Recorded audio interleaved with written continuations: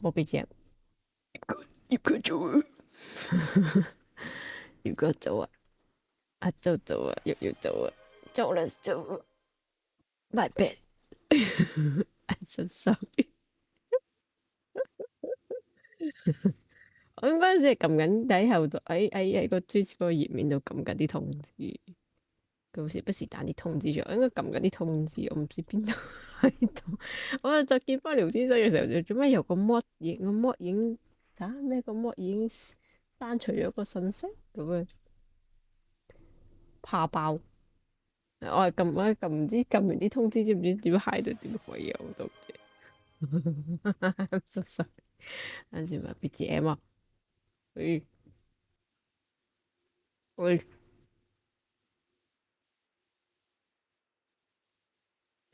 今日我繼續讀書，所以嚟啦。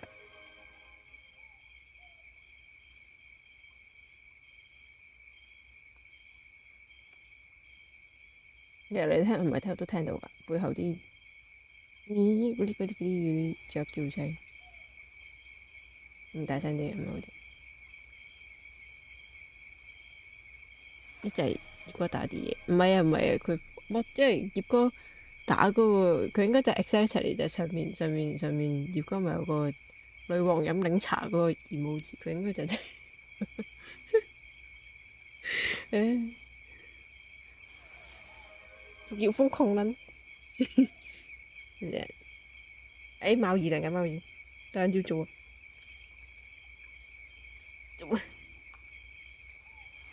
咁唔知上幾次有冇聽到呢個 B 嗰呢個咁嘅森林？其實佢話個 BGM 係森林，阿贊邊做啊？做啊！我諗緊呢其實會唔會？我唔知喎，佢呢個徽章嘅時候，我諗過呢個所謂徽章，因為又 show 唔到其他台，擺 DC 度整個身份組俾你冇問題，但係你喺其他 server 又見唔到。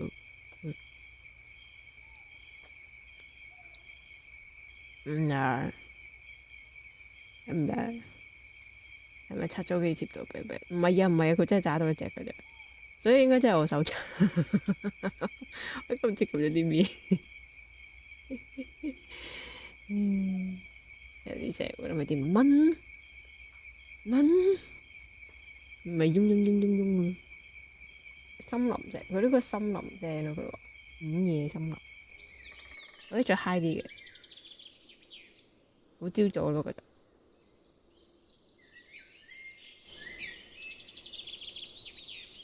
我走啊！我要掃啲嘢啦，我幫我整啲好可愛嘅嘢，我要呢幾日就 show 俾大家睇，好苦惱啊而家。睇睇先，好清晨喎呢個，冇其他都係啲火車啊、城市啊、雨聲。你咁咩事要個要佢啊？誒 Gabby 做啊？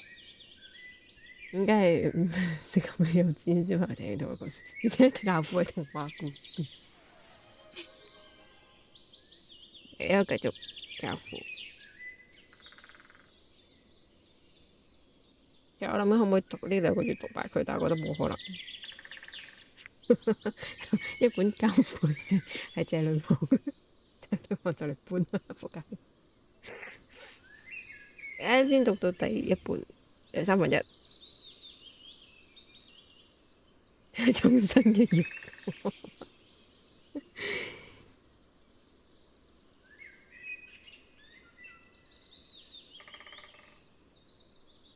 世界歡迎你。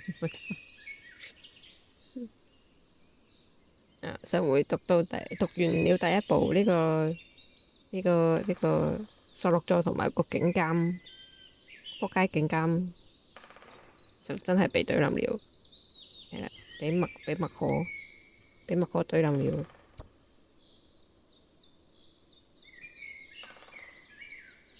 咁然後好簡短地講，大家族嘅戰爭爆發，咁就完咗第一部啦。所以我哋而家就讀第二部。203頁，其實佢話第二部，但係佢個張數照落去，所以都係佢係而家係第12章。佢每部尾都有一個插圖，好似係。首先有佢去到第6部嘅，佢唔係三步啫咩？喐得好好笑，我耷低頭就係冤枉啊！大人，我而家都仲係冇個舊步喎，我呢個耷低頭睇書嘅呢個奇難雜症都仲係未解到，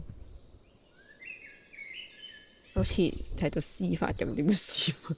好彩我睇唔到，阿冇早啊！呢個耷低頭拎起本書睇，好攰喎。本書入口同埋拎起本書就唔知有個 feel 唔一樣。我已經唔係耷到好低嘅啦，我已經舉起少少托住，但係視線都向下。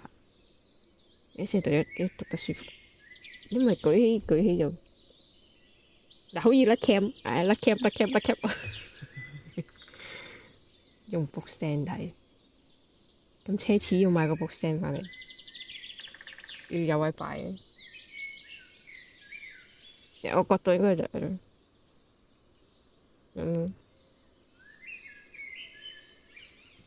拍到啊！攞第12張我哋嚟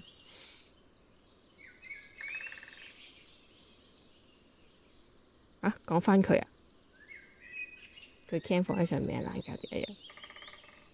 cam 對住如果擺下邊度有好似再遮到佢，算啦。你再睇，再睇。好正講返佢喎，強尼方彈隨性地向南僕揮揮手，示意要他離去。他說：明天見，比利時上。佢個南僕嗎？黑人管家鞠了個躬，然後從這間可以飽覽太平洋景致，而且空間極為寬敞的餐廳客廳合一的房間退了出去。管家的工匠是朋友間的道別，沒有僕人，卑躬屈膝的味道。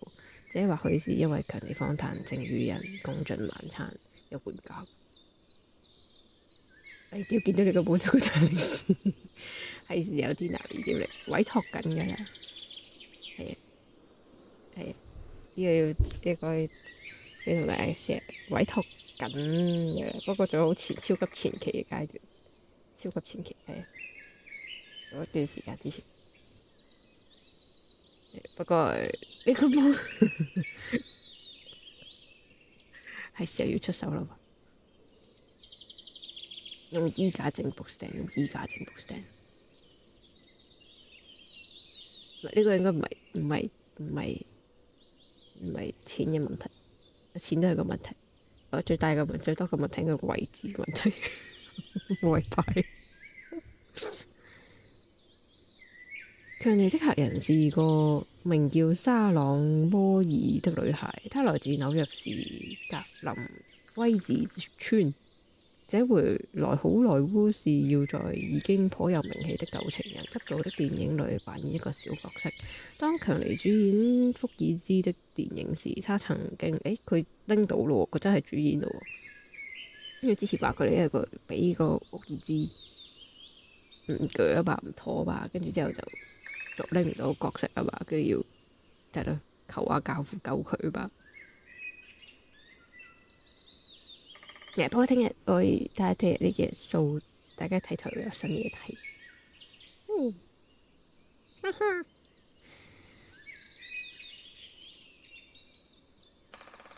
到咗邊啊？強尼覺得他年輕幼嫩，充滿魅力而且機靈，於是邀請他到家裏共進晚餐。強尼喜歡邀約女性共進晚餐已是遠近知名之事。他的邀請帶有一種難以拒絕的貴族魅力，他當然同意了。沙朗顯然對於強尼的邀約早有預期，因為他的名聲如此。但強尼討厭好萊塢來者不拒，個來者不拒有告來者不拒的做法，除非女孩身上具有某種他真的喜愛的特質，否則他絕不會輕易與她上床。當然，有時他會喝得爛醉如泥。結果醒來，身邊躺着他完全不記得在哪裏看過的女子。現在他已經35歲，離過一次婚，正與第2任妻子分居。他睡過的女人也許多達上千人。你未染性病都幾勁，因此他對性似乎不是那麼渴望。What？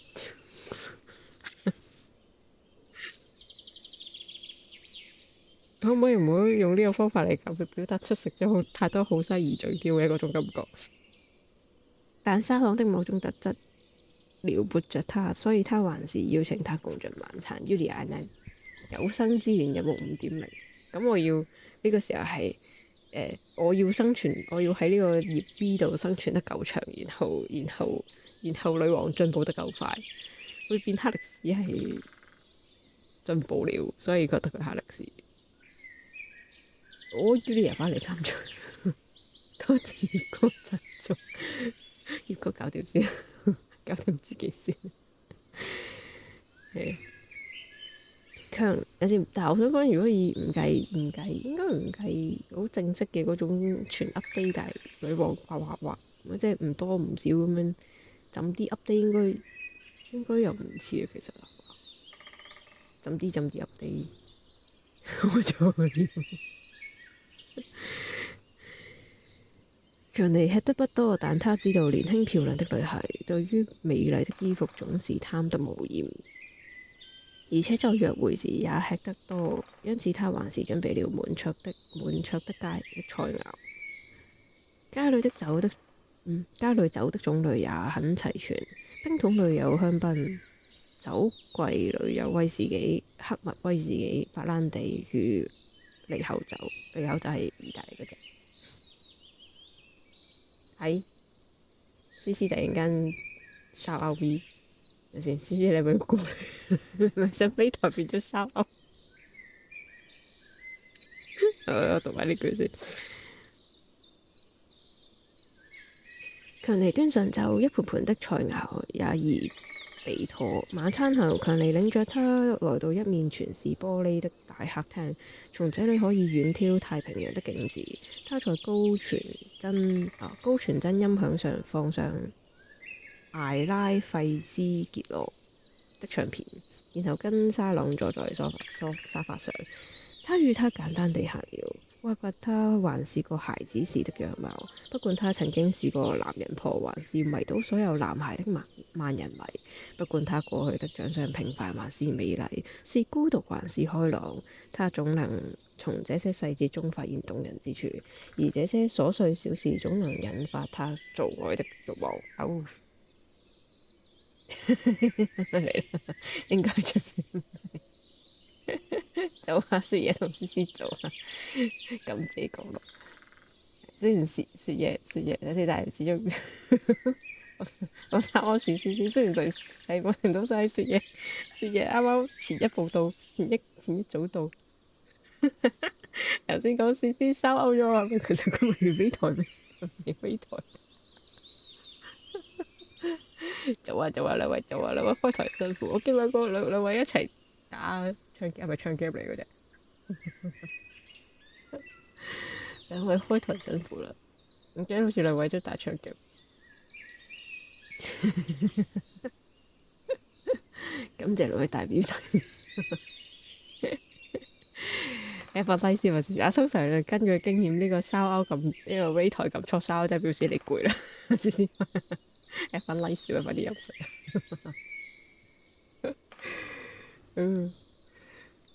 就兩位都太辛苦啦。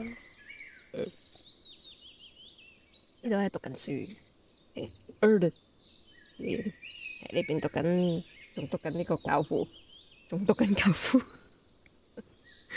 歡迎你聽呢個深夜催眠故仔台。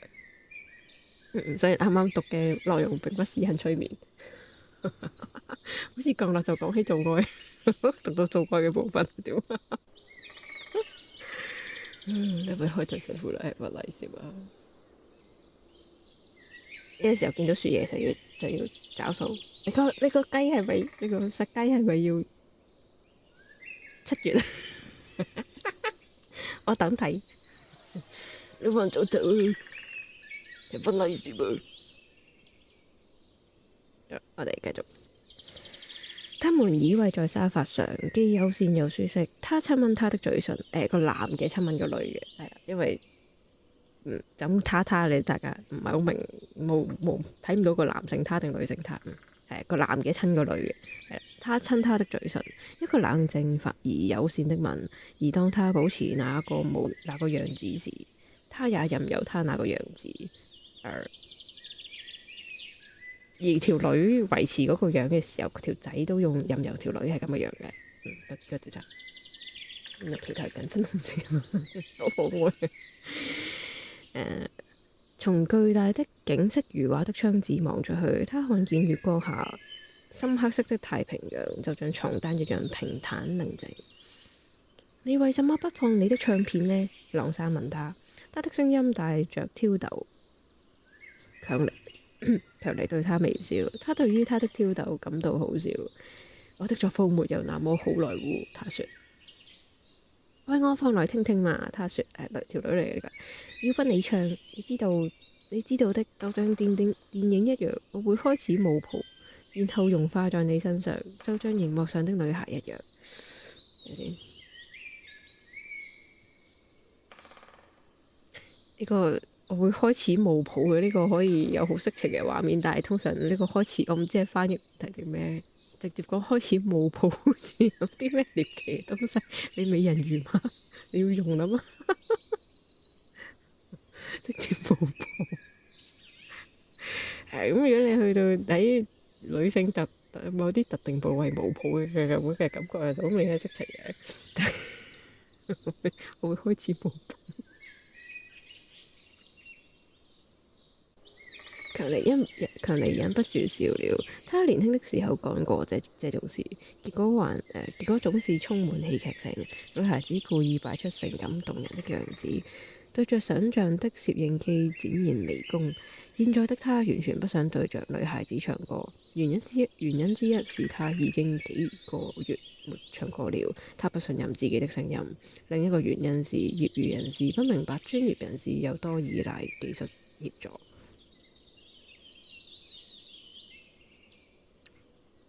即簡單嚟講，原來佢哋發盡，然後佢好自知之明佢係發盡，使他們的聲音聽起來近乎完美。他當然可以放自己的唱片，但當他聽到自己年輕熱情的聲音時，會免不了感到難為情，就像連老禿頭且體態臃腫的男人拿出自己年輕時充滿男人味的照片時的感覺一樣。啲大叔咪通常拎住啲年輕嘅時候會喺度炫耀自己當年幾靚仔嘅，你仲有啲羞恥感。OK， 我的聲音不行了，他說，而且坦白說，我討厭聽到自己的歌聲。此時兩人各自喝了一點東西，唔係酒嗎？東西。我聽說你在這部電影裏表現得很棒，他說。聽說你是無償拍這部電影，是真的嗎？只是象徵性拿一點錢，強尼說。他起身幫他把白蘭地杯子斟滿，個仔條仔幫條女斟酒，遞給他一根躺着金字的香煙，然後亮出打火機幫他點燃。他抽出了一口煙，又喝了一口酒。強尼坐回他的身旁，他杯子裏的白蘭地遠比女孩的多。他需要白蘭地來暖身子、振奮精神與增添精力。他的處境與一般戀人的情況相反，他必須灌醉的是自己，而非女孩。女孩子倒是樂意得很，但他自己卻不是如此。過去這2年，他的自我飽受折磨。於是他用這種簡單的方式來恢復自我，如年輕有朝氣的女孩睡一晚，與他共進幾次晚餐，送他貴重的禮物，然後盡可能以最不傷害對方感情的方式拋棄對方。之後這些女孩總是說，他們曾經與赫赫有名的強尼方坦有過一段情，這不是真正的愛情，但你無法否認眼前這名女孩美麗而且確實有着很好的性格。強尼討厭那些無情像蕩婦般的女孩，他們與他上床之後，就會急着告訴朋友自己跟知名的強尼方坦上過床，然後他們最後總是添那麼一句，要朋友也去試試看。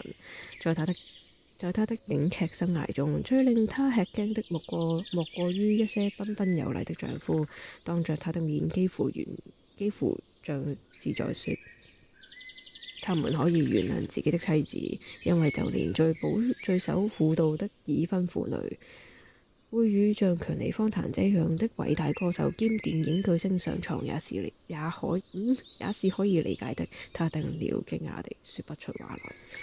我得瞓，兩位都早唞嘅，葉哥同阿毛都早唞嘅，一份禮笑啊！嗱，順帶佢嗰度講緊話，溝緊啲女又要屌又要攞貞節牌坊嘅呢種，即係又要 one night stand，但係又唔中意個 one night stand 條女係淫蕩嘅，咁要爬得上你床嘅，點撚唔係淫蕩呢？即係唔係啦，早逝呢嚟住。但係順帶一提，想講佢讀呢段講呢段你使我講食女嘅呢幾年嘅食女經歷，佢仲係結緊婚嘅。他是結了婚的，只是同妻子分居中。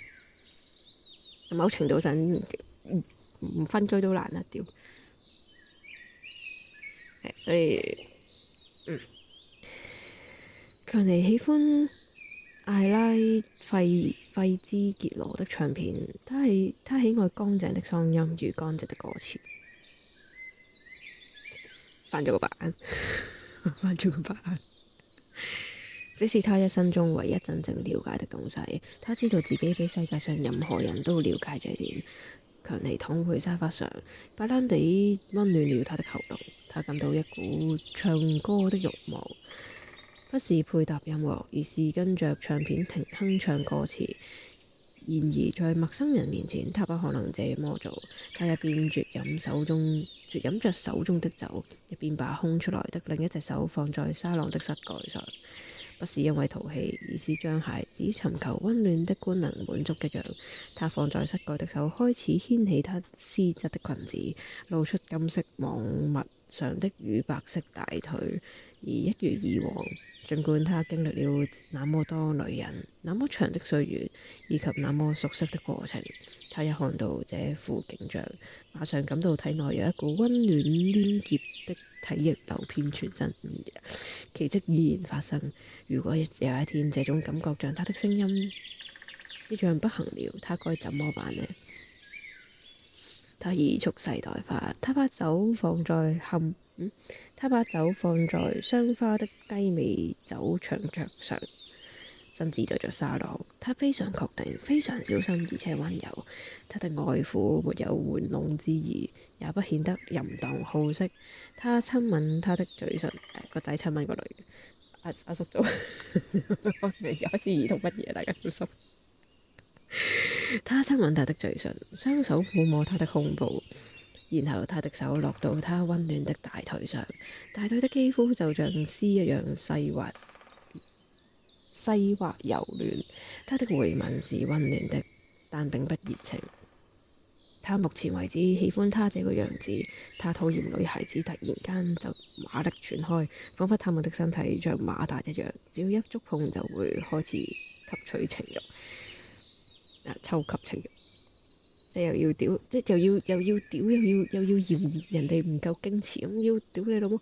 你結咗婚又要大明星爬得上你床，仲經乜撚嘢遲早要辦？點解麥味飲水話 cheers， 大家 cheers。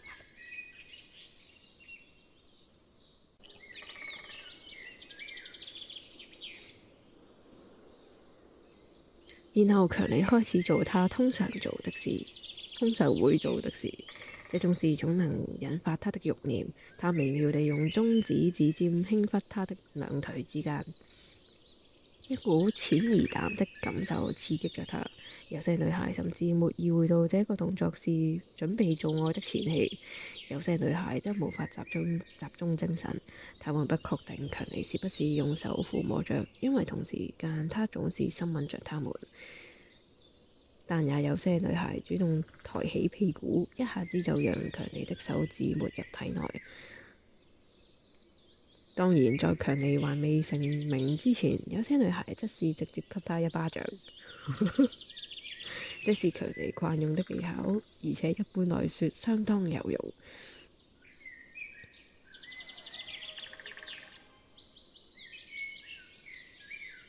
耶連那種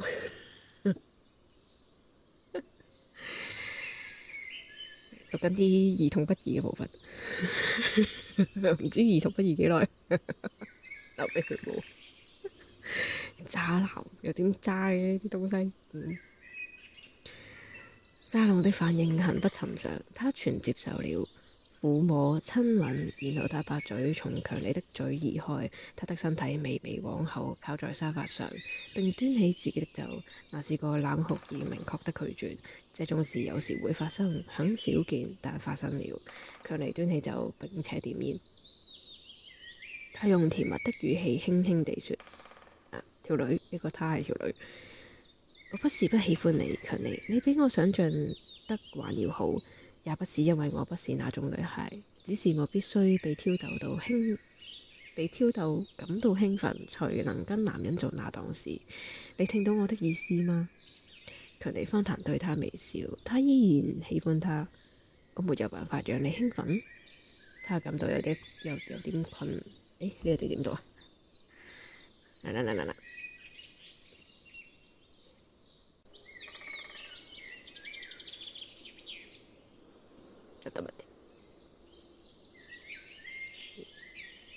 好似之前查過。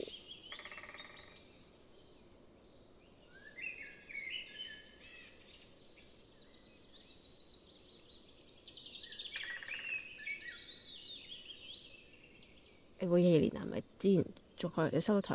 我記得之前開咗台，開台上過查個字。坤。哎呀，他感到有些困。你知道的，當你已經是如此偉大的歌手時，我還只是個小孩。我的年紀跟你有段距離，你有點像是我的長輩。坦白說，我不是裝正經。如果你成為電影明星時，我已經成年，那麼我現在會馬上脫掉內褲。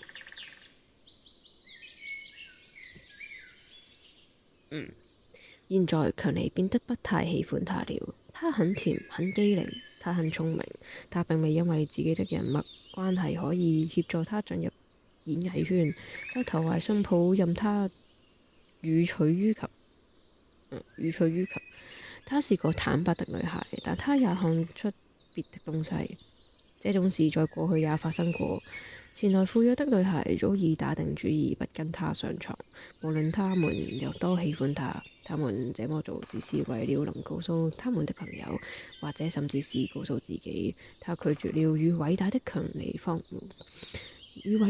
方談上床的機會。他現在才明白自己已經上了年紀，但他沒有生氣，他只是變得沒那麼喜歡他了，而他原本是很喜歡他的。而既然他沒那麼喜歡他了，他也就輕鬆許多。他喝了口酒，然後遠眺太平洋。他說：呢個條女繼續講。他說：我希望你不要生氣，強尼。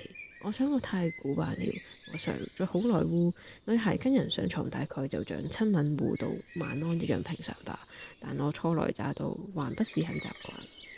強尼對他微笑，輕拍他的臉頰，他的手謹慎地將他的裙子拉下來，蓋住他那絲綢般細滑的圓膝蓋，佢真係圓膝蓋嚟。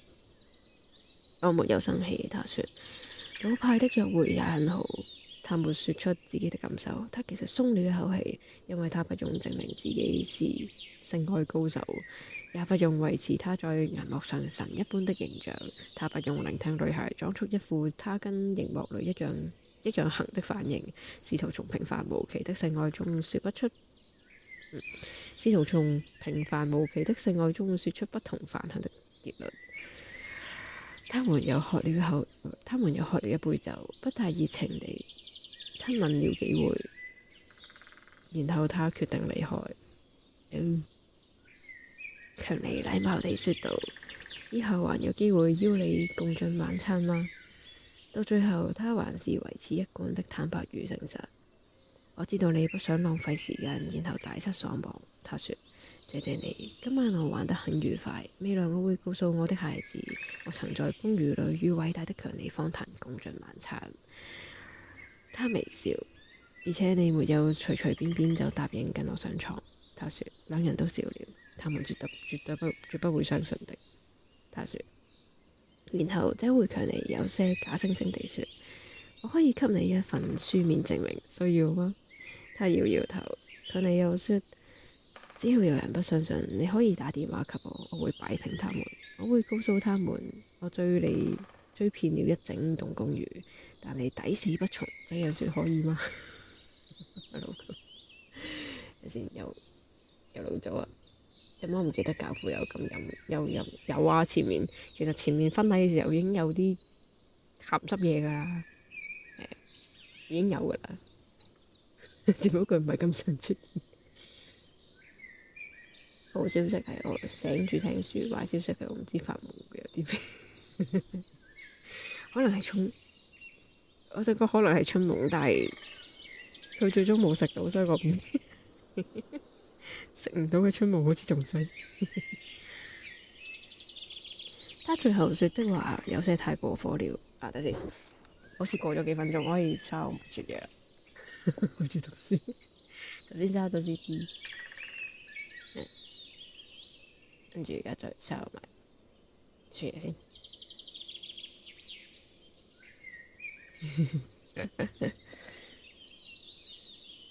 頭先係維維抬過嚟，顧住讀書，收完一個，然後最後說的話，他最後說的話有點太過火了，有些太過火了。看到他年輕的臉龐露出痛苦的表情，他心裏也不好受。沙朗了解強尼是在告訴他，他並不是很想要他。他把甜美的勝利果實從他手裏奪來。現在他應該知道，其實是因為他缺乏魅力或吸引力，才使得他成為今晚的勝利者。像他那這樣的女孩，當他講述自己如何拒絕強大的風，唔係不停要講偉大，到底要有幾自卑先不能講自己偉大？當他講述自己如何拒絕偉大的強尼方談求歡時，他最後一定得苦笑說：其實他對我並不是那麼有興趣。於是強尼開始可憐他了。他說：你情緒低落的時候打電話給我好嗎？我可不是那種只認識了就非上床不可的男人。我會的，他說。他走出門來。接下來這漫漫長夜只剩下他一人。他大可利用傑克威茲所謂的肉蟲，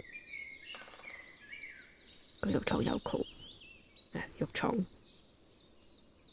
meat factory， 也就是一群投懷送抱的小女明星聚集的地方。但他要的是真正帶有人味的陪伴。他想像個人一樣說話。他想到他的前妻維吉利亞。現在電影的拍攝工作已經結束，他有更多的時間可以陪伴孩子。他希望再次成為他們生活的一部分，而他也擔心維吉利亞，他還沒有做好準備應付那些好萊塢的騙子。這些人接近他，只是為了想向別人吹噓自己上了強尼方談的前妻。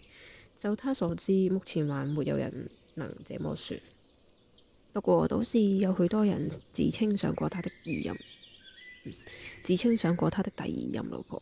強尼想到此處，表情不禁扭曲起來。他拿起話筒，搖頭做啊，然後做 have a nice day 吧。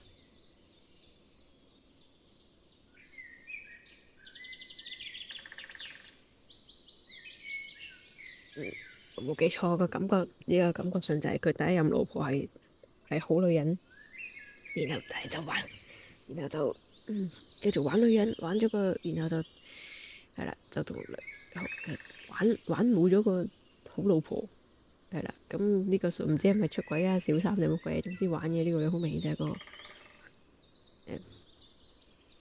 萬人騎嘅狀態，所以佢就話好多人都自稱佢哋想過佢嘅第二任老婆，但不過佢哋第二任老婆都已經同分居中。泰拿曉話筒，他立即認出他的聲音，個仔認出條女嘅聲音，而這並不令人意外。他在10歲時第一次聽見他的聲音，而當時兩人都在4年 B 班上課。嗨，金妮，他說，你今晚忙嗎？我能過去一會兒嗎？可以，他說，不過孩子們都睡了，我不想叫醒他們。冇關係，他說，我只是想跟你說話。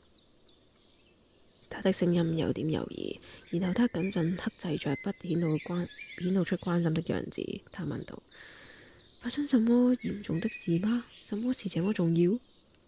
冇，佢俾條女拒絕上床。聽古做尖都係第一次。等下先，你聽佢啱前面讀緊啲色嘅東西，雖然後面好似完咗，即係好似後面唔識了。大丈夫。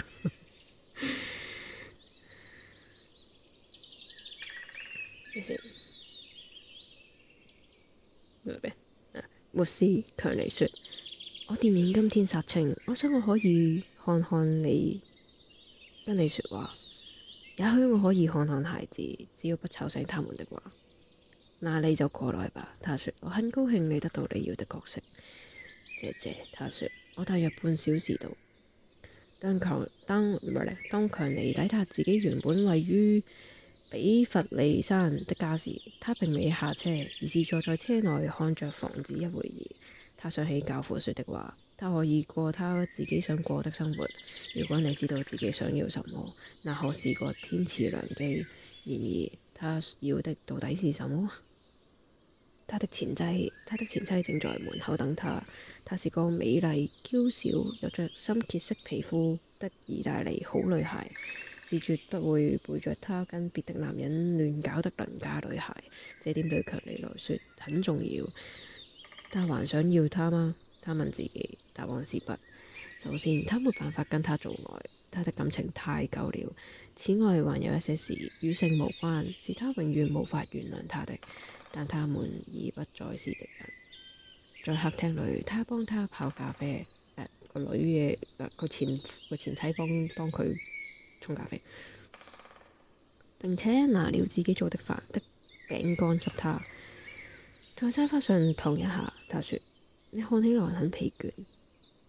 他脫掉外套與鞋子，鬆開領帶。他側坐在對面的椅子，臉上無聲地微笑着。真稀奇，他說。什麼東西稀奇？他問他，然後啜飲着咖啡，一不小心把咖啡濺到襯衫上。偉大的強尼方壇也有沒有回的時候，他說。偉大的強尼方壇如果還能行得起來，就要偷笑了，他說。所以不舉了。力不從心啊！對他來說，說話那麼直接是很不尋常的。金妮問道：發生什麼事了嗎？強尼笑着對他說：我跟一個女孩在我的公寓約會，她拒絕了我，你知道的。我反而覺得如釋重負。佢可以同前妻講自己約女都幾咁開放嘅咩？即係唔知佢點樣離婚嘅時候發生咩事啊？但係你前妻會仲可以俾你見下佢，係咧，大佬見打喎，佢咪會約到條女，令他驚訝的是，他看見金妮臉上出現了怒意。別理會那些小蕩婦，他說，他一定很想欲擒故縱，想讓你對他產生興趣。強尼覺得有意思，原來金妮是在生那名拒絕他的女孩的氣。咁型嘅佢前妻，唉，管他的，他說，我對這種事已經厭倦了，我必須要成熟一點。現在的我已經無法唱歌，我想我越來越難吸引女性的注意。而你知道的，我從來不是靠外表吸引人，終有一天我會變老。而現在我已不能唱歌，我猜想接下來恐怕我越來越難吸引女人的目光。我從來不是靠我的臉蛋吸引女人，這點你是知道的。金妮忠實地說：你本人總是比照片好看。金妮強尼搖搖頭，我越來越笨，頭越來越禿。該死！如果這部電影無法讓我東山再起，我最好去學烤披薩。或者我們應該讓你去拍電影。你看起來好極了。金妮看起來35歲，雖然人哋35歲已經有兩個，其實佢唔算嘢喎，就係前妻先講得出，跨過去，好似有啲道理。雖然是容光煥發的35歲，但畢竟是35歲。你使乜同一句重複3次35歲？35歲得罪你？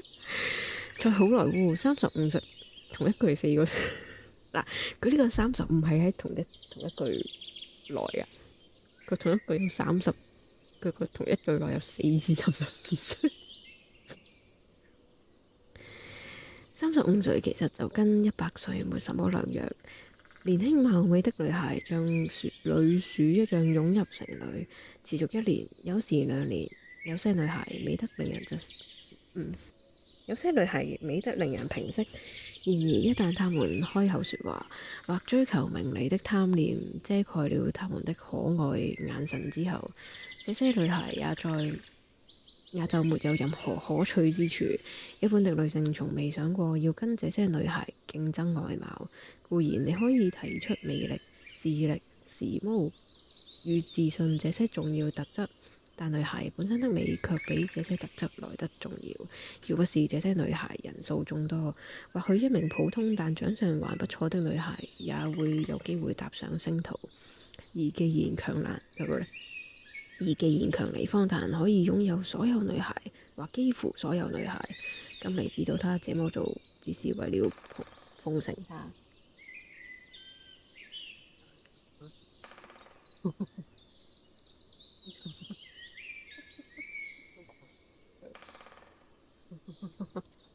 識呢隻令我隻聲出嚟。如果唔係就又變翻嘢啊！夜晚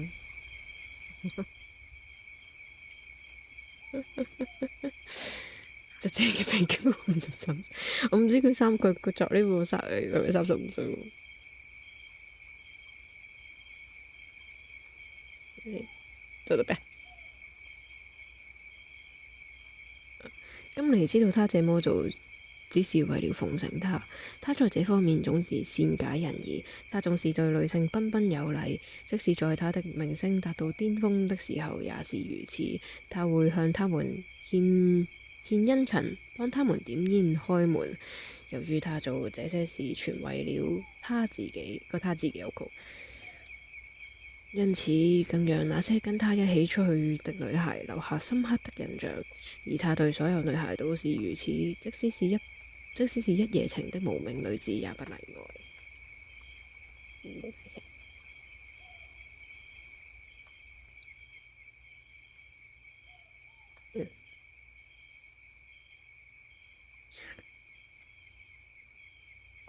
他對她微笑，一個友善的微笑。呢個係條女。你已經讓我當過女主角了，強尼，記得嗎？12年了，你不需要對我客套。他嘆了一口氣，然後在沙發上伸直身子。我不是開玩笑，金妮，你看起來好極了，我希望我也能跟你一樣。他沒有答腔，他看得出來，他非常沮喪。你覺得電影拍得怎麼樣？他能為你帶來好處嗎？他問道。強尼點點頭，可以的。他可以讓我的事業起死回生。如果我能得到奧斯卡金像獎，又能夠做出正確的選擇，我甚至可以在不用唱歌的情況下再度大紅大紫。那時我或許可以讓你跟孩子們過得更好的生活。我們現在的生活已經足夠了，咁你說。我也想更常見到孩子，強尼說。我想稍微安定下來。我可不可以每星期五來這裏吃晚飯？吃晚餐。我發誓我絕不會錯過任何一個星期五，不管我離這裏多遠或多忙，我都會趕過來。然後我隨時願意花整個週末的時間陪孩子，或者是孩子也可以利用假日裏的一段時間跟我一起度過。金尼在他的胸上放了一個煙灰缸。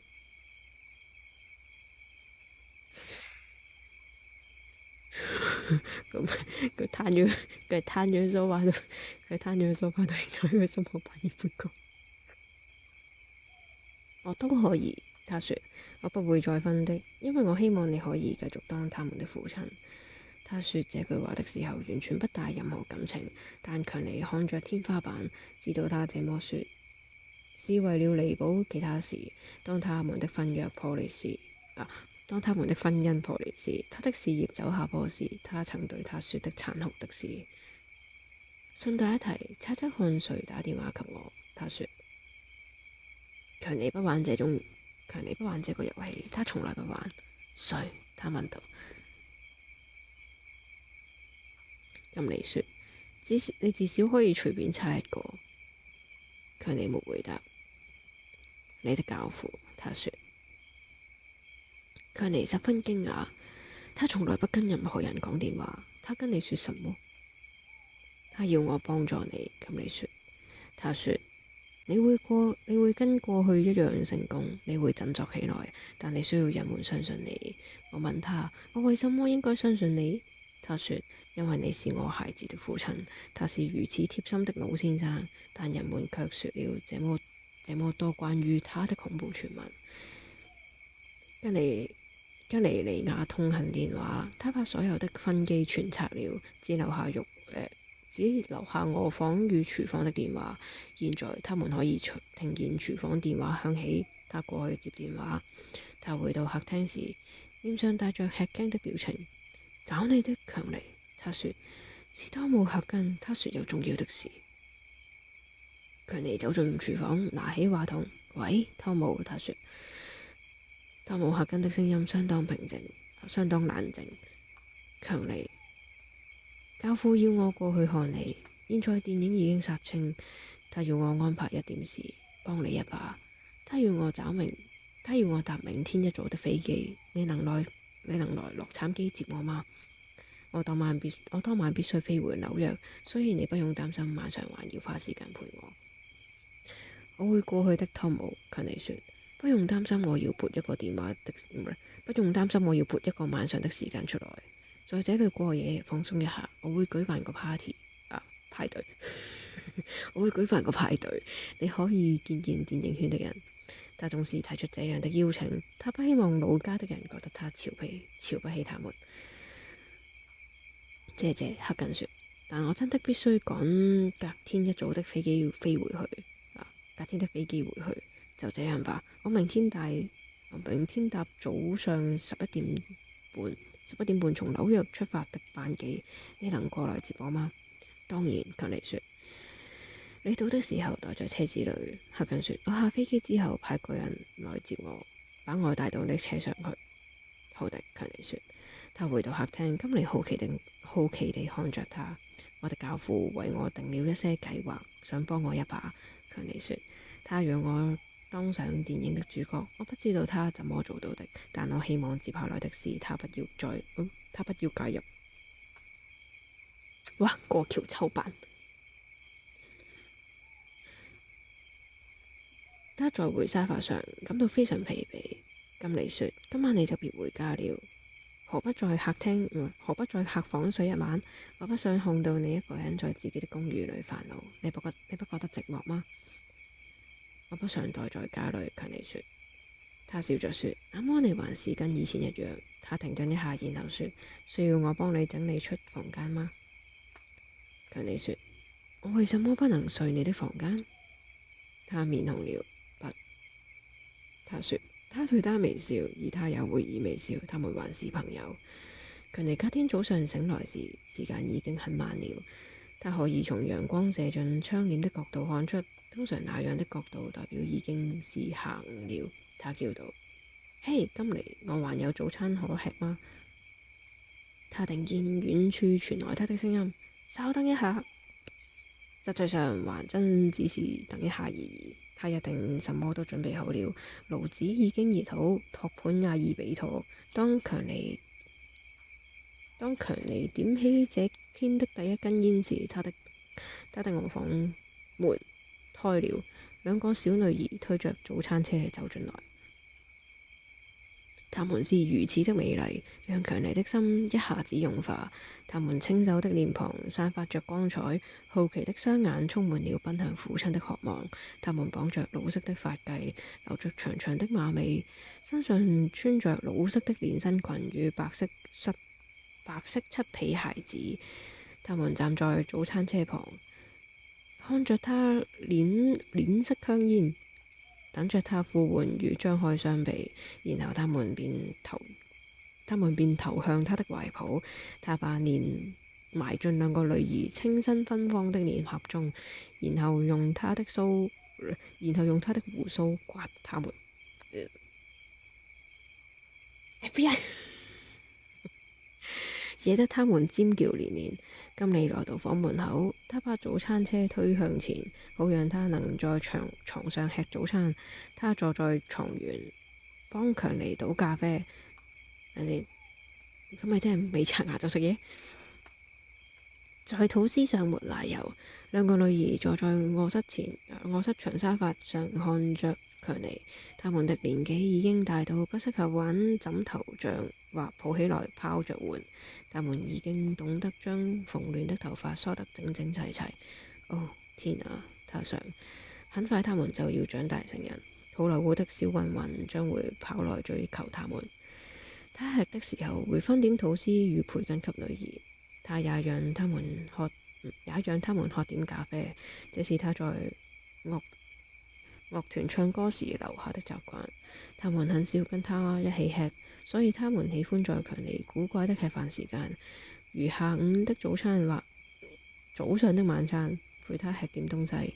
這種在固定時間以外出現的食物，往往讓他們感到開心。早上7點吃牛扒與炸薯條，下午吃培根蛋。只有金妮與他的親密好友才知道強尼有多痛愛他的女兒。離婚與放棄這個家時，女兒是他最在意的。強尼一直努力爭取自己繼續當他們的父親。他要金妮了解，他不希望他再婚。這聽起來有點狡猾，但不是因為他妒忌他，而是因為他仍想擔當兩個女兒的父親。他支付金妮一大筆錢，好讓他能因為不再婚而擁有財務上的保障。他同意，他可以交男朋友，他可以交男朋友，只是不能讓他參與家庭生活。在這方面，強尼完全信任金妮。他一直是很內向的人，對於性也相當保守。好萊塢那群吃軟飯的小白臉蜂擁而來，繞着他團團轉。他們從他身上湊出巨額的安家費，同時也希望從他著名的丈夫身上沾光。但這些人的妄想全落空了。強尼並不擔心自己昨晚向金妮求歡會讓金妮產生破鏡重圓的想法。其實他們兩人都不想恢復原有的婚姻。他知道強尼對美女的渴望，他對於那些比他來得美麗的年輕女孩毫無抵抗力。眾所周知，凡是跟他一起演出的女性，一定至少跟他上過一次床。他那男孩般的魅力令那些女性着迷，就像他們的美令他着迷一樣。飲啖水先。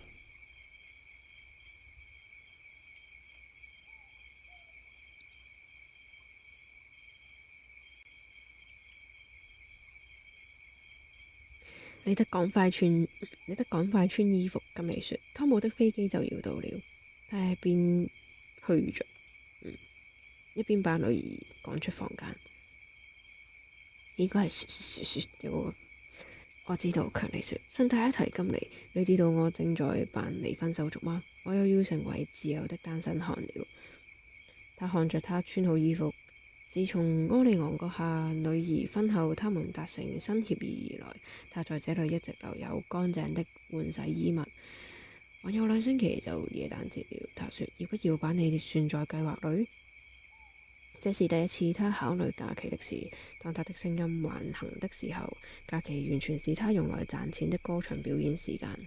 即使如此，耶誕節畢竟是神聖的。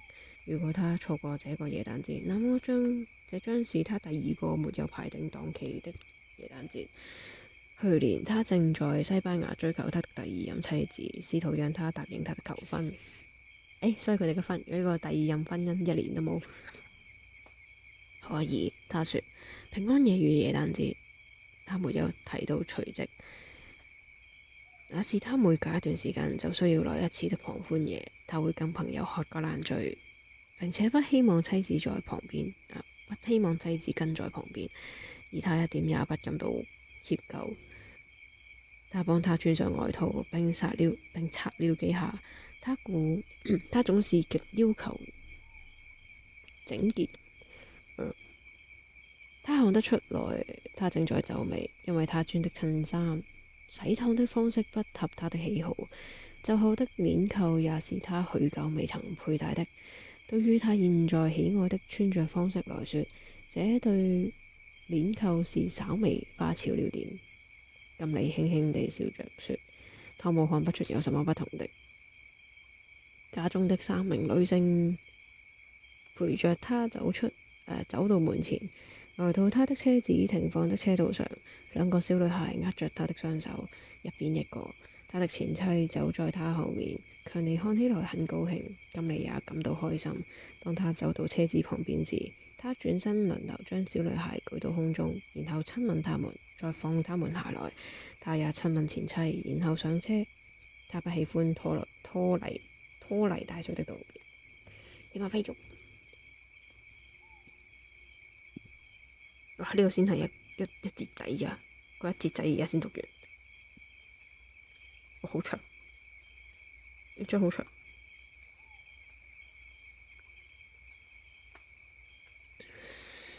3點，可唔可以讀到？我開始甩咳咯。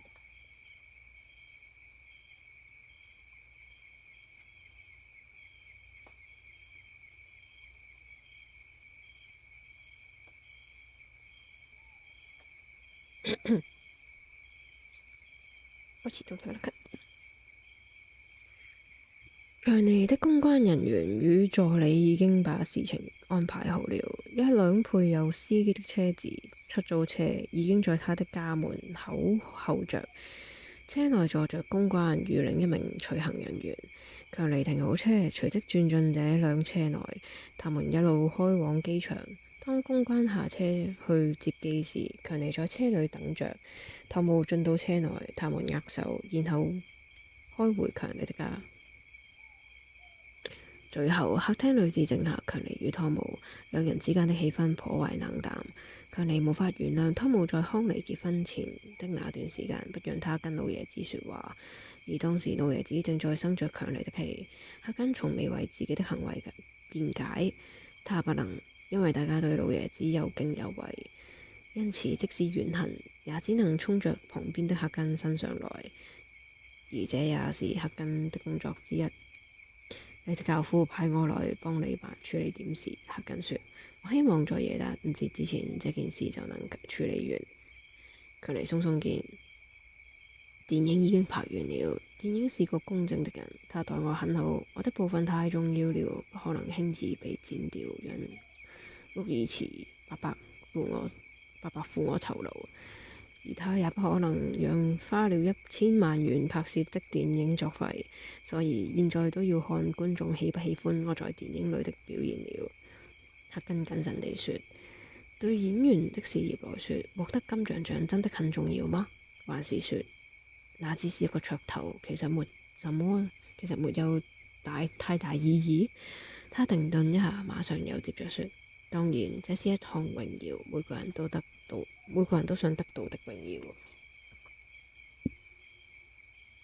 強尼對着赫根咧嘴笑，除了我的教父，還有你。不，湯姆，這絕非噱頭。金像獎可以讓一個人，金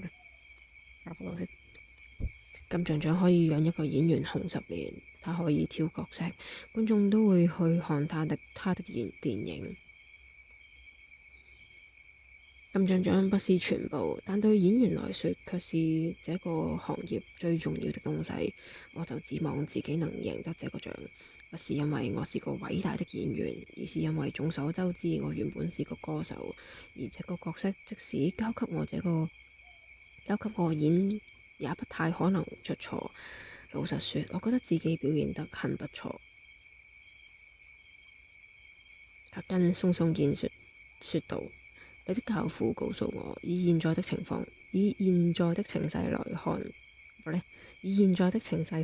你不可能得獎。強尼生氣了，你到底在說什麼？電影還沒剪輯，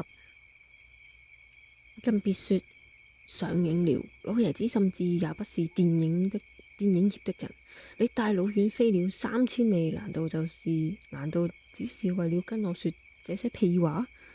強尼因為太震驚而差點流下淚來。You wanna cry？ 又嚟做啊！咁進做。赫根憂心地說：強尼，對於電影的事，我是完全不懂。別忘了，我只是老爺子的信差。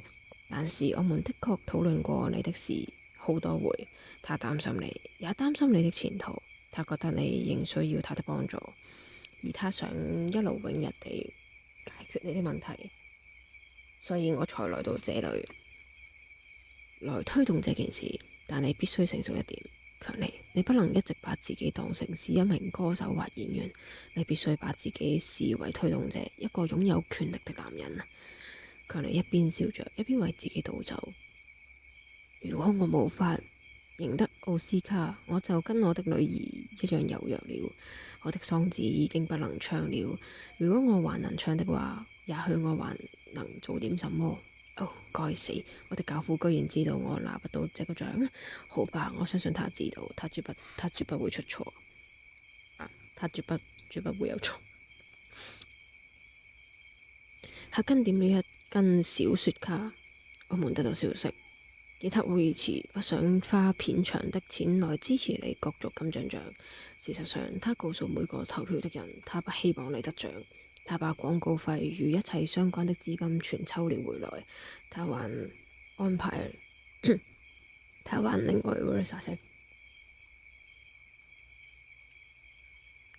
另外安排一個家伙爭取選票，以分散力的票數。他使盡了一切賄賂的手段，工作、金錢、女人各種方式。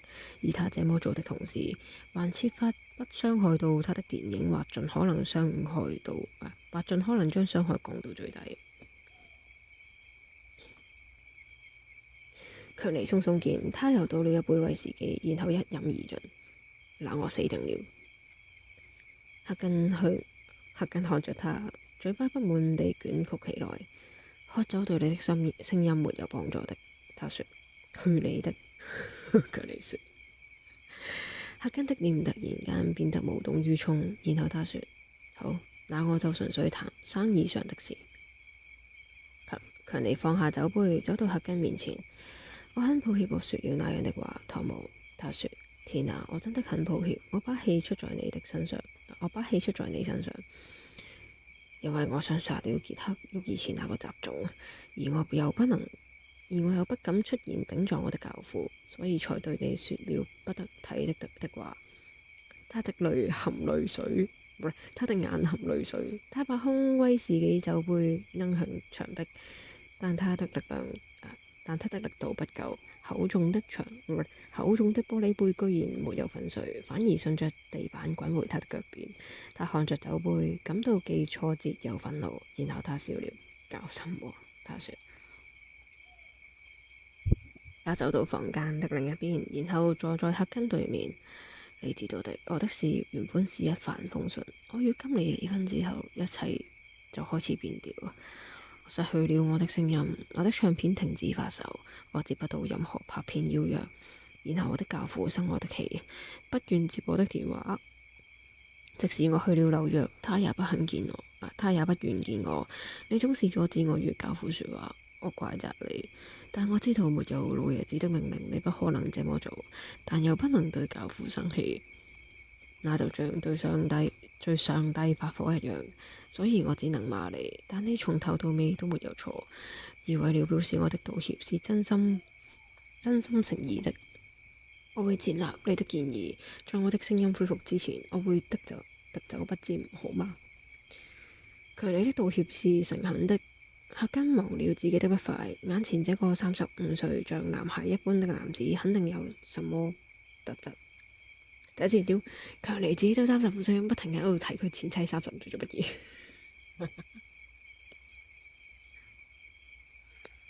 你男人35，同女人35，我屌你！否則老爺子不會這麼喜歡他。他說：沒事的，強尼。他對於強尼顯露內心深處的情感感到困困，他也對於自己的疑心感到不好意思。他懷疑強尼這麼說只是出於畏懼，他害怕自己可能引來老爺子的反感。當然，老爺子絕不會被任何人激怒。不管是什麼理由，他的情感是反覆無常的，只有他自己才知道是怎麼回事。事情沒那麼糟。他對強尼說。老爺子說，他可以把育兒池設下的障礙完全去除掉，幾乎可以肯定你一定能贏得金像獎。但他覺得這還不能解決你的問題。他想知道你是否有腦筋與膽識，能自己擔任製片，也就是說，一手包辦自己的電影製作與演出。他要怎麼做才能讓我得獎？強尼感到不可置信。赫根單刀直入地說：你為什麼那麼容易相信育兒池辦得到，而你的教父就辦不到？現在我認為有必要讓你相信我們，所以我要告訴你我們要怎麼做。只是你必須保守秘密。你的教父遠比傑克育兒池來得有權力，更別說在更重要的領域裏，他擁有多大的權勢。他如何操縱金像獎？他控制了，或者說他控制了能控制別人的人。電影產業工會也控制了所有所有或幾乎所有能參與投票的人。當然，你必須優秀，你必須自己也有足以服眾的本事。此外，你的教父比傑克·育兒池聰明得多，他不會走到這些人面前，拿槍指住他們的頭說：想保住工作就投給強尼訪談。他不會在使用暴力沒有用的情況下硬來，也會避免留下太多仇恨的情緒。他會讓這些人心甘情願地投票，通常是給他們一點甜頭。現在你只要牢記我的話，他會讓你得獎。如果他撒手不管，那你再怎麼樣也不可能得獎。我知道了，強尼說，我相信你，我有膽子也有腦袋擔任製片，但我沒有錢，沒有銀行會借錢給我拍電影，可是要數百萬元。赫根毫無表情地說，你得獎之後就開始擬定計劃。你要製作3部電影，僱用電影業最優秀的人才、最好的老師、最紅的明星，把你需要的人全找來，然後計劃拍攝3到5部電影。你瘋了，強尼說，這麼多電影可能需要2000萬元的經費。你需要錢的時候，赫根說，儘管跟我聯絡，我會給你在加州的銀行名稱，你可以向他們融資。不用擔心，他們一直在出資拍攝電影，只要用一般的方式告訴他們貸款提出適當的理由，就能像一般做生意一樣，他們會批准。但在那之前，你必須要見我，告訴我你需要的金額與你提出的計劃，這樣了解嗎？強尼沉默了一段時間，然後平靜地問：就這樣沒別的東西嗎？赫根微笑：你的意思是，你是否必須做點什麼來回報2000萬的貸款？那當然，那是當然的。他等待強尼說些什麼。如果老爺子要你為他做點什麼，無論如何，你都是會做的。強尼說：如果是重要的事，老爺子必須親自告訴我。你知道我的意思嗎？我不會接受你或桑尼的指令。赫根對於強尼的敏銳感到驚訝。他確實有2把刷子，他很清楚老爺子很喜歡他，也知道老爺子很聰明，不會要他做一些愚蠢危險的事。反觀桑尼就可能如此。他對強尼說：我可以跟你保證，你的教父已經嚴格命令我跟桑尼不許干涉你怎麼做或做什麼，以免我們的錯誤壞了你的名聲。而他也絕不會如此。我保證，以後有需要你出力的時候，你也可以在老爺子要求之前自己主動提出，可以嗎？強尼微笑，好的，他說。赫根說：還有，老爺子很信任你，他認為你是個聰明人，因此他認為銀行可以藉由這筆投資獲利，而且也表示老爺子能從中取利。所以這的確是個主意，但別忘了這點，不要拿着這筆錢到處亂花。你或許是他最寵愛的教子，但2000萬是一筆大數目。為了確保你拿到這筆錢，老爺子也必須擔上風險。告訴老爺子不用擔心。強尼說：如果帳屋已遲，這種貨色也能成為電影大亨，那麼任何人也行。你教父也是這麼想的。赫根說：你能不能載我回機場？我該說的都說了。如果你開始為了籌備電影的事已約，記得自己委任律師，我不會參與。但如果你願意的話，我很樂意在你簽約之前幫你看約。另外，你不用擔心勞工問題，那會讓你的電影減少一定程度的成本。所以，如果會計師把這項成本計入，你可以把它剔除。強尼謹慎地說：其他的事我需要徵得你們的同意嗎？例如劇本、明星任何事？赫根搖搖頭，不。他說：或許有什麼事是老爺子剛好反對的，但如果他反對，他會直接跟你說。我想象不到那會是什麼。電影對他完全沒有影響，他對電影也沒有興趣，而且老爺子不喜歡干涉，這點是我的經驗談。我了解了，強尼說。我會親自開車送你去機場，代我謝謝教父。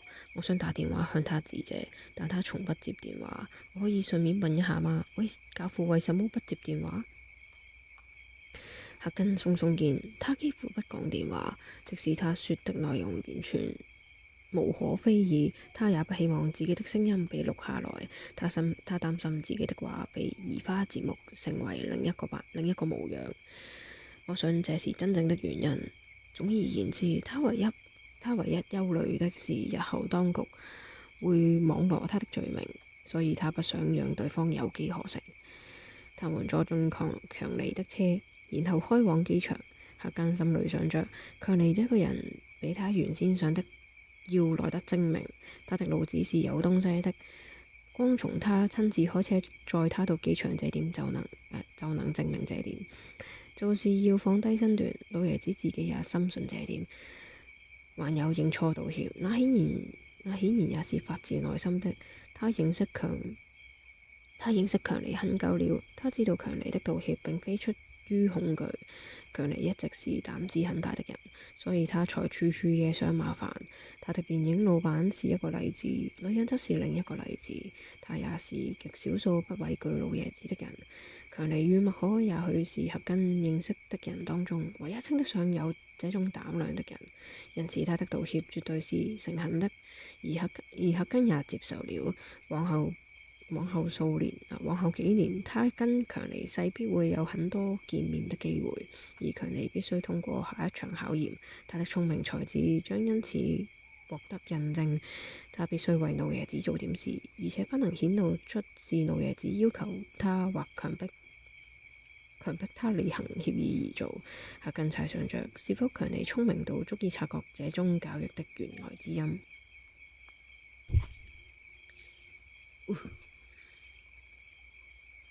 成個下仲有10頁先，仲有10 page，跟住你再讀埋佢，讀埋呢 page，同埋呢個章，呢章就有咗先咗，算咗到啦。強尼讓哈根在機場下車之後，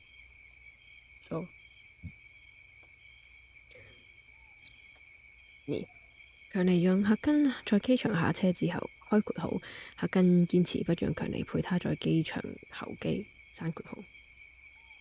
開車回金尼的家，他看到強尼時感到有點驚訝。強尼想待在他那裡，讓自己有時間思考整件事，並制定計劃。他知道哈根告訴他的事極為重要，他往後的人生將就此改變。他曾經紅極一時，但此時才35歲的他，演藝事業卻走到盡頭。他不想自欺欺人，即使他獲得金像獎最佳男演員獎，這個獎充其量又有什麼意義？如果他的聲音無法恢復，那麼一切都是虛的。他只會是二流的演員，沒有實權，也無法活躍。即使是那名拒絕他的女孩，她可愛、聰明，而且還算時髦。如果她還是當紅歌手，她還會拒絕她嗎？現在她有了老爺子的金錢援助嘅話，我估係金援。她可以與好萊塢的那些巨頭平起平坐，她可以跟國王一樣。強尼笑了，天啊，她甚至可以跟老爺子一樣。與金尼一起生活過幾個星期，也許更久，是一件好事。他每天帶孩子出去玩，也許找幾個朋友過來聚聚。他真的停止喝酒抽煙，並且開始認真地照顧自己的身體。也許他的喪子能因此再度強健起來。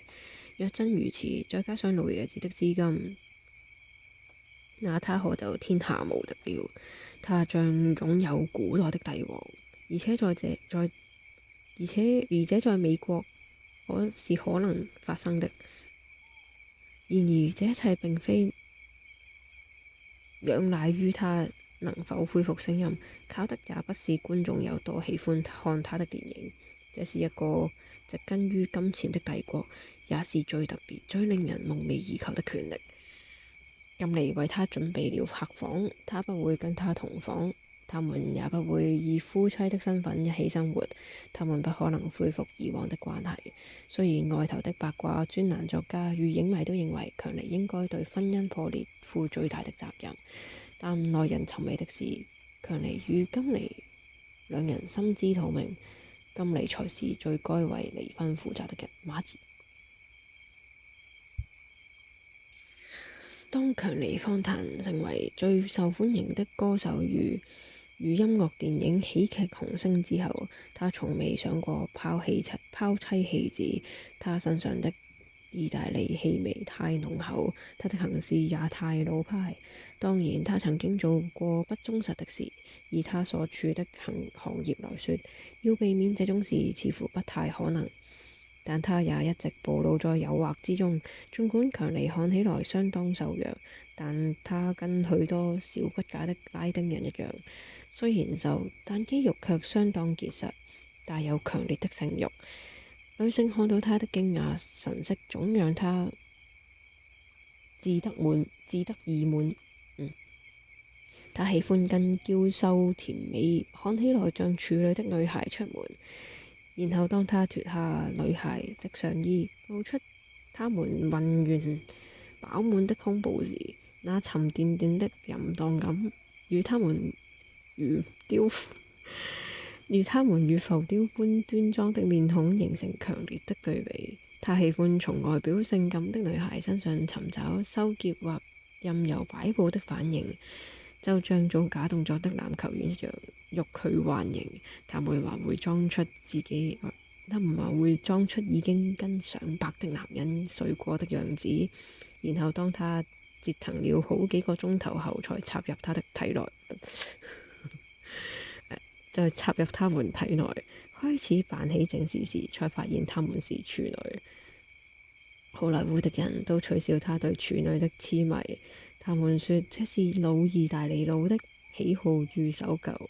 只要看看讓處女答應幫你口交要花多少時間氣力，你就會敗興而歸。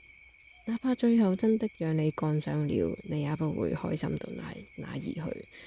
但強尼知道，這完全取決於你對付年輕女孩的手腕。你必須用正確的方式接近她。況且有什麼事能讓一個女孩初嘗口交的滋味，並且從此痴迷此道來得美妙呢？與處女做愛的感覺實在太棒了。他們的雙腿夾緊你，誰能受得了那飄飄然的感覺？他們的大腿曲線不一樣，他們的臀部不一樣，他們的膚色不一樣，白色、褐色與深棕色各自不同。他記得在底特律時，曾經跟一個年輕黑人女孩子上床。她是個好女孩，不是妓女。她的父親是一名爵士樂手，與強尼在同一間夜總會裏工作。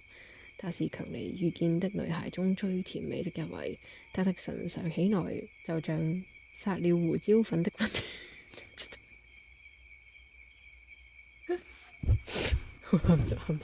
好似聽到啦，前面一句都唔係鹹濕㗎，淨係突如其來開始。但點解係上起來？他的唇上起來像撒了胡椒粉的溫暖蜜糖，溫暖蜂蜜。點解係胡椒粉？深褐色的肌膚如凝脂般圓滑，她就是上帝創造的那種可愛女子，而且她是個處女。重點。其他的人總是提到口交或談到各種招式，但強尼並不熱衷此道。他不喜歡女人幫他口交，因為這麼做就是無法滿足他。他與他的第二任妻子在這方面無法配合。他的妻子對於六九體位似乎有狂熱的喜好，甚至於可以什麼都不做，只要能玩六九就好。搞到最後，強尼得非霸王硬上弓才能讓他就範。他的妻子於是開始取笑他，說他是老古板，甚至還到處放話，說他做愛就跟小孩一樣。也許昨天晚上女孩拒絕他就是因為這個原因。算了，管他的，反正那個女孩在床上的表現也不會好到哪裏去。衰啊，食唔到就覺得人哋差。你可以看出真的喜歡做愛的女孩，而這些女孩的表現也是最好的，特別是初上人時沒多久的女孩。強尼最討厭的是那些從12歲就失去童貞，然後一路累積性經驗直到20歲的女子。這些女孩有求必應，而且通常相當漂亮，能騙得你團團轉。金尼把咖啡與蛋糕端到他的房裏，放在靠近客廳的長桌上。強尼簡單地告訴他，客根正幫他取得貸款，準備從事電影製作。金尼對此感到興奮不已，強尼將再度成為重要人物，但金尼不知道柯尼昂閣下的能耐，因因此不了解赫根從紐約前來的重要性。強尼告訴他，赫根也協助他處理法律細節。當他們喝完咖啡之後，強尼告訴他，他晚上會開始工作，並且打幾通電話，擬定未來的計劃。這一切有一半會記在孩子名下。他對他說，他給了他一個感激的微笑，問了他那道晚安，然後離開房間。玻璃碟子上放滿了他喜歡的燙着金子的香煙，書桌上擺着保濕煙盒，裏頭放着跟鉛筆一樣細的黑色古巴雪茄。強尼往後一昂，靠着椅背開始打電話。他真的開始動起腦筋。他打電話給暢銷小說作者，他最近拍完的電影根據的就是這名作者的作品。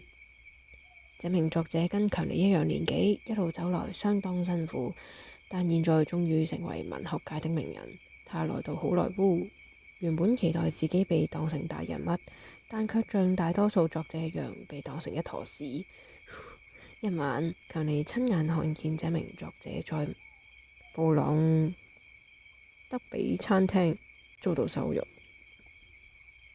這名作者已經跟某個著名的波霸女星約好到城裏約會，之後想當然以要共度春宵。但是當他們共進晚餐時，這名女性卻拋下這名知名的作家，只因為一名將頭鼠目的電影喜劇演員用手指對他勾了幾下。這名作者因此領教了好萊塢的當食順序。重點不在於他的書讓他成為世界知名的人士。一名剛出道的女星寧可選擇最邋遢、最將頭鼠目的與虛張聲勢的電影大亨。難得。現在強尼打電話到這名作者在紐約的家，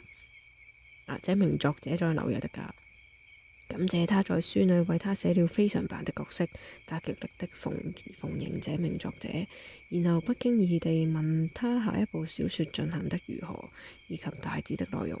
當作者告訴他某個特別有趣的章節時，強尼點起了雪茄聽着，然後他說：天啊，如果你完成了，我很想拜讀你的作品，能不能寄一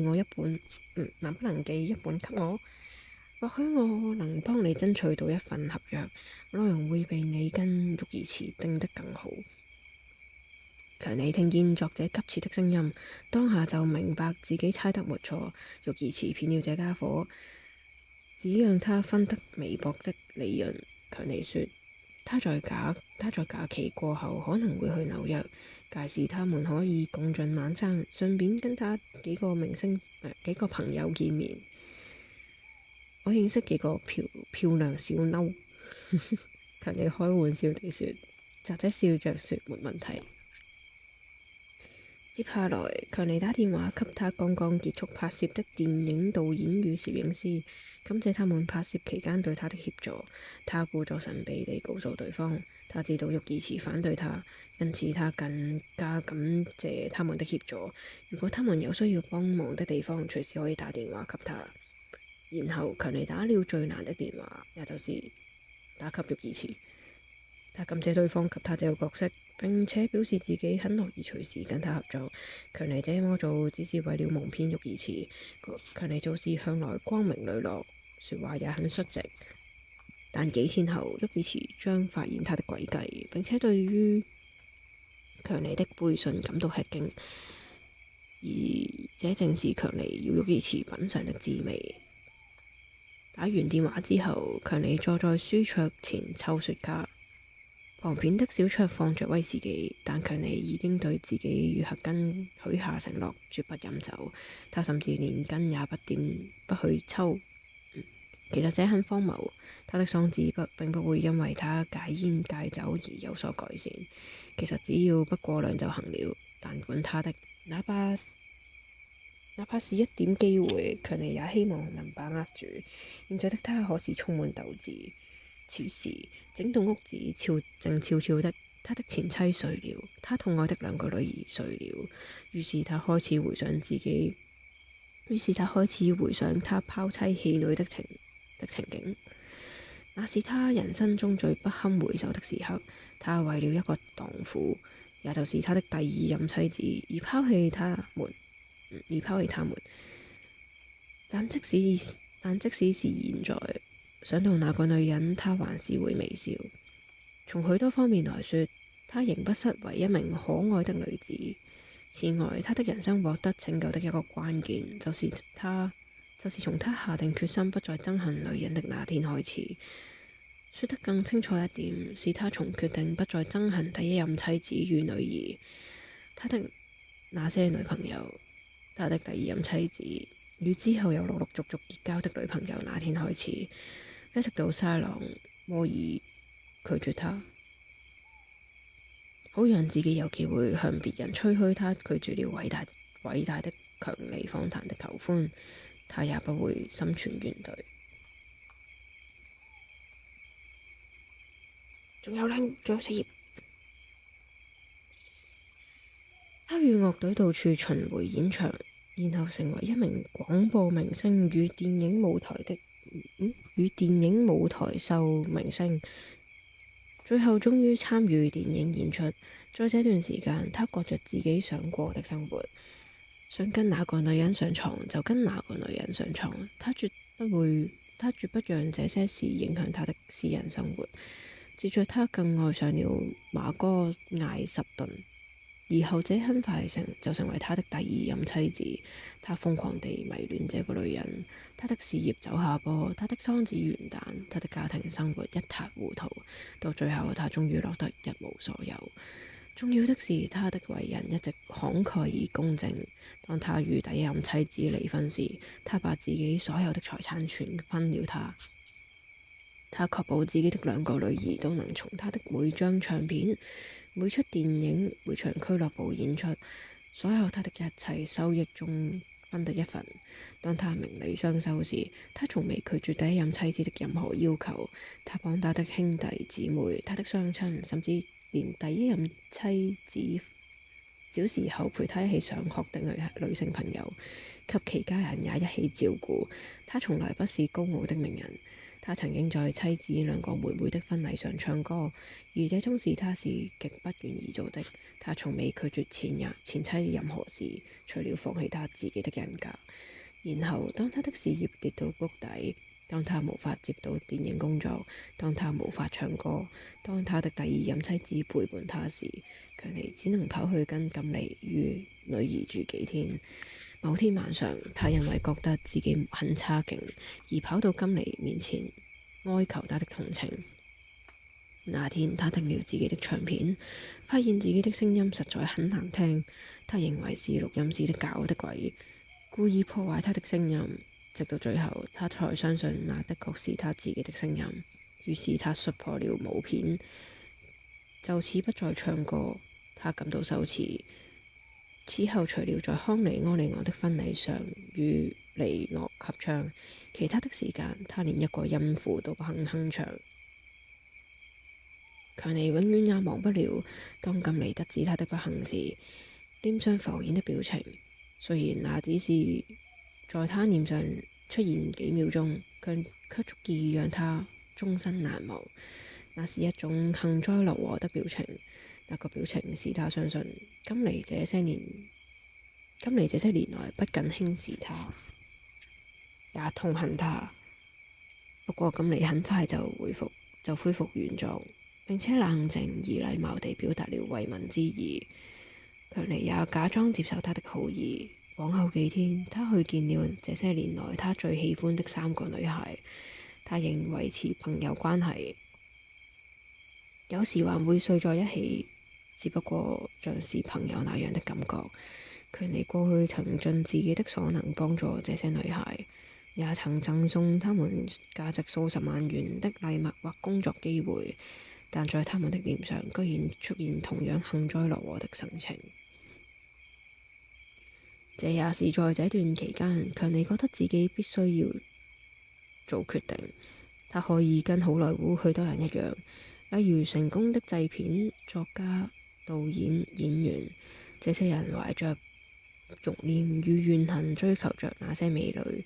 他可以勉為其難地運用權力與金錢來思維，總是擔心背叛，總是相信女人會背棄他，把女人當成應予以打敗的敵人。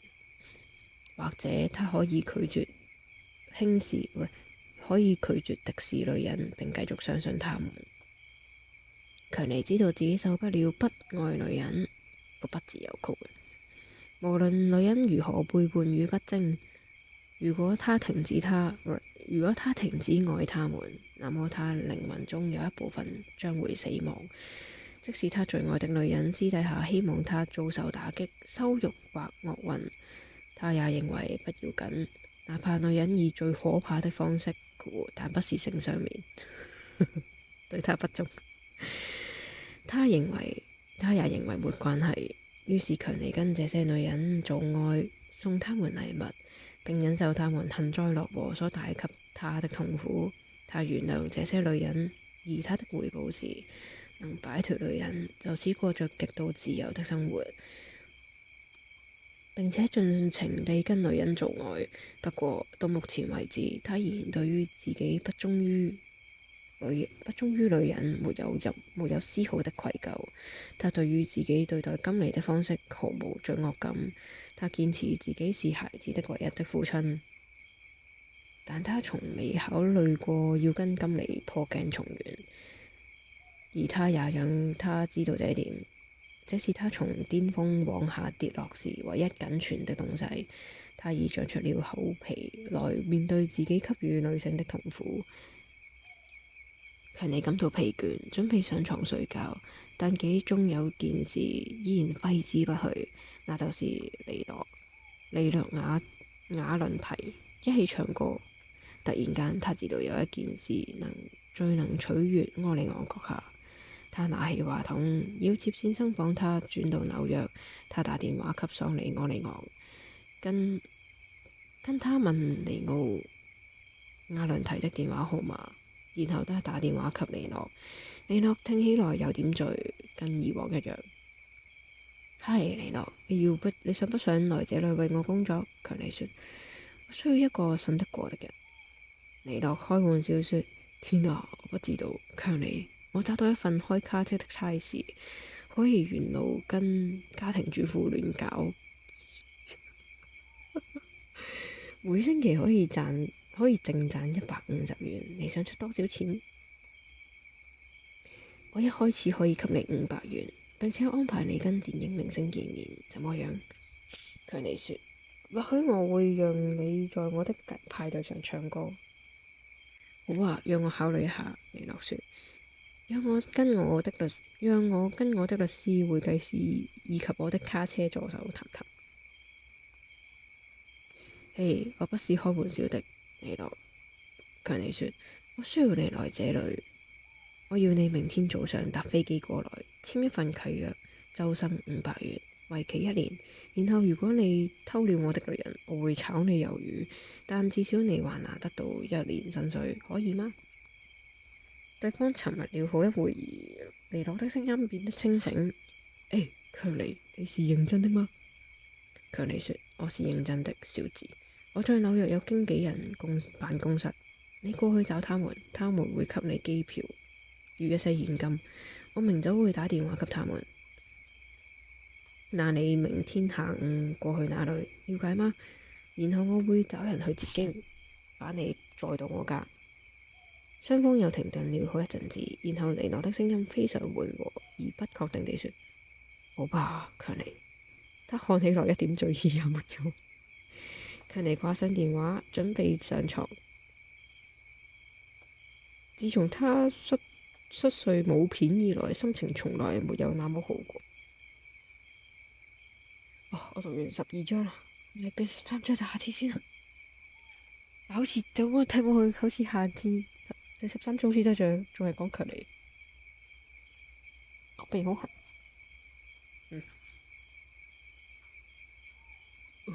收台咯，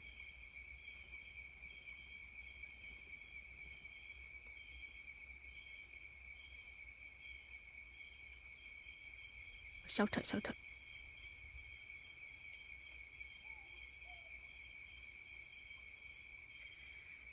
去邊呢？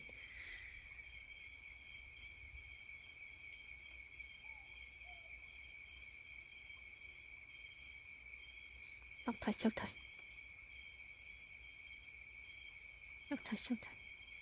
冇錯，係有啲鹹濕嘢。收台。我要整啲準備啲嘢，咁聽晚睇下可以睇唔睇到啲好可愛嘅東西。喂，我完 follow 出下 YouTube 入 DC 同埋買嘢，狐狸做啊！狐狸真係我財啦嗎？我都讀咗個幾鐘啊！去邊度啊？你哋揀。流流開緊，Yagi開緊，阿江開緊，風鈴開緊，發開緊，Tiger 開緊，葉蓮娜都開緊。咦，葉蓮娜再開嗎？有冇想去邊啊？有冇本書限10隻？係呢個就係我想。咁我才突然開車，仲開咗唔止一次車。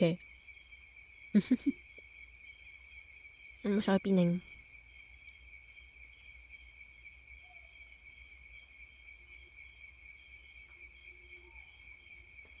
食西瓜。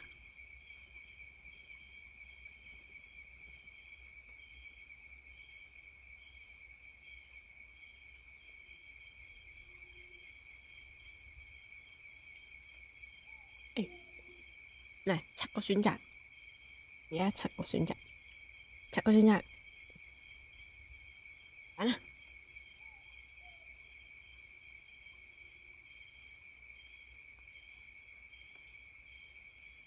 ！200。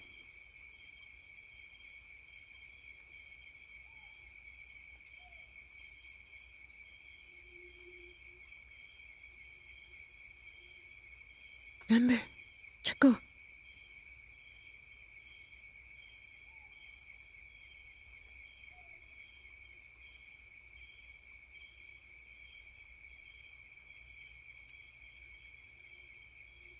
我開車冇不卡啫，嗰種開車嘛。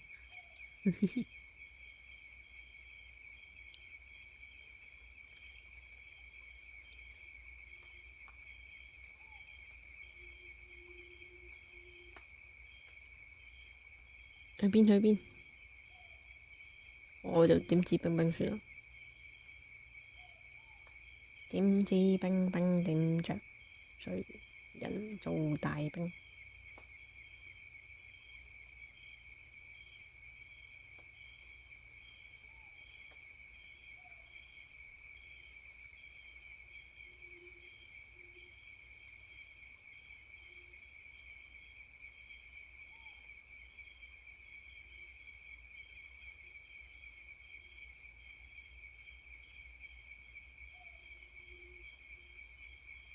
點指兵兵㗎咋？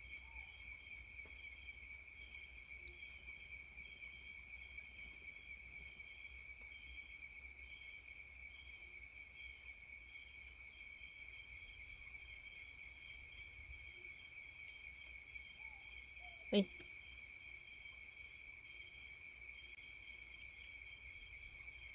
點指兵兵，我就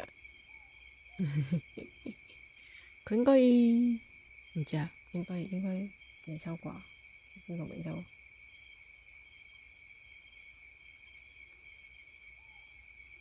？Have a nice day 啊！